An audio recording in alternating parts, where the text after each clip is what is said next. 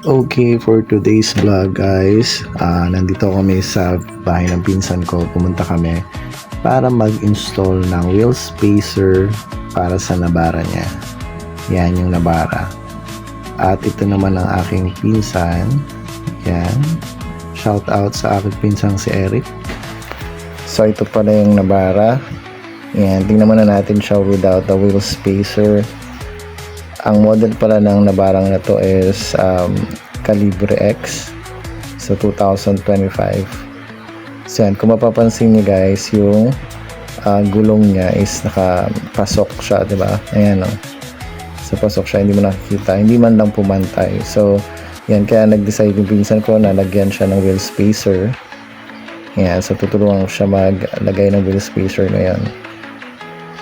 Yan, so yan, Calibre X model. So ito pala yung sa akin, si Tambay. So may wheel spacer na rin yan, nilagay ko lang. Yan siya, okay. Tingnan nyo naman, pasok na pasok talaga yung gulong. So ito pala yung mga gamit natin. So syempre meron tayong jack, saka ito pala yung wheel spacer na gagamitin. So 35mm yan. Syempre first thing to do, kailangan muna nating i-handbrake for safety. Then luwagan yung tornilyo bago natin i-jack yung sasakyan. By the way, yung size pala ng gulong na to is 255/70/17. So after natin maluwagan yung gulong, yung mga tornilyo sa gulong, so pwede na natin itaas yung jack tuluyan. So make sure lang yung jack nyo doon nakalagay sa may chassis mismo, hindi doon sa may body. Kasi baka masira syempre.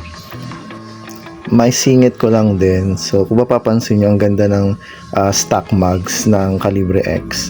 So talagang hindi mo na to papalitan eh. So ang ganda lang dito talaga, palitan yung tires lang. Yung mugs okay na eh. So yan, after nating matanggal yung gulong, syempre linisin muna natin ng basahan para at least pag kinabit na natin yung wheel spacer, malinis siya. Sa part na to, totoong tumutulong na ako sa kanya kasi yung kanina nag-video lang talaga ako. Kasi sabi ko sa kanya, tutulungan ko siya para mag-vlog ko. And then dito, tinanggal na namin yung wheel spacers. Kasi actually pag banyo kasi siya, nagkakadikit siya. So ang hirap din talaga tanggalin actually.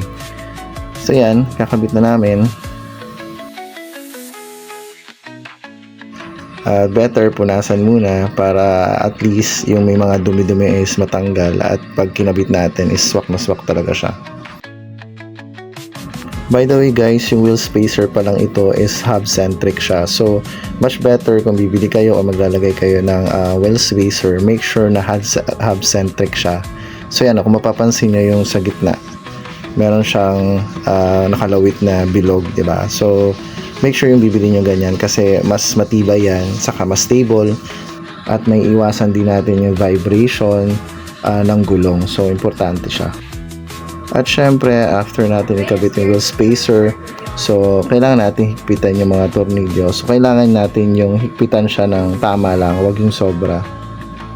So tansya lang kasi wala kaming yung torque wrench na may gauge. So actually maganda yung may ganun para malalaman natin na kung pantay-pantay yung higpit ng bawat tornilyo. Then after natin mahigpitan ng wheel spacer, syempre kakabit na natin yung gulong. So yung gulong naman ordinaryong lang, basta sa salpak nyo lang, same as before. So yung ang hawak na sa kanya ngayon is yung wheel spacer na. So yung wheel spacer natin actually, hindi naman siya wheel spacer lang, kundi extender siya. And after nating maikabit yung gulong at matornilyo, syempre pwede na natin siyang ibaba para mas mahigpitan pa natin yung gulong mamaya. So yan, syempre yung paghigpit natin ng gulong natin is tansya lang din since wala nga tayong torque wrench na may gauge. So yan, so actually nasa sa inyo na lang yan kung paano nyo siya hihigpitan. Make sure lang na mahigpit talaga siya. So same thing dito naman sa front, ganun din naman yung gagawin nating steps.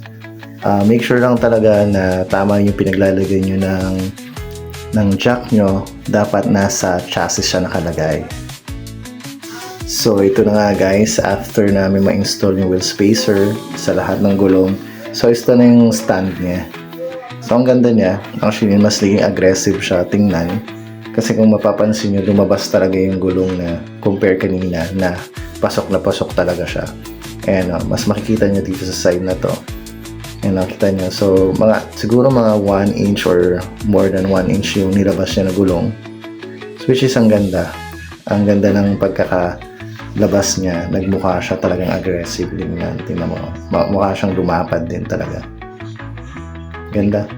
Ganda ano niya. So, yan yung pinaka mas mura na upgrade para mas maging aggressive yung looks ng sasakyan nyo. At syempre, after ng DIY namin, syempre kailangan din namin kumain. So, actually, lunchtime na to. So, yun lang guys. Bye!